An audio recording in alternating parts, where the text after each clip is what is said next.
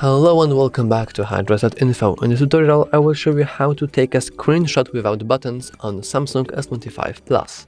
Let's begin. So first you want to go to settings and check in your advanced features and in your motions and gestures that you do have palm swipe to capture. Now it should work like this. You're putting your hand into the edge of your screen and you simply swipe right or you simply swipe left. However, as you can see, it doesn't really work for me. I have no... Oh, it does work. I'm just stupid. Never mind.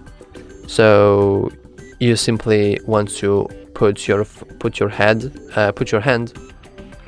onto your phone, onto the edge of your phone, and simply swipe. And that's one way to do it without using those power buttons here. The other one is by using a quick menu here, but you usually don't have it by default. So we want to go to settings, go to the pencil icon, click edit, and here we can see a take screenshot button, which we can actually move onto the top. And here we click done,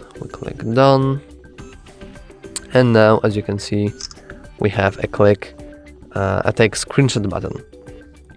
So, if you found this video helpful, please consider liking and subscribing. Thanks for watching.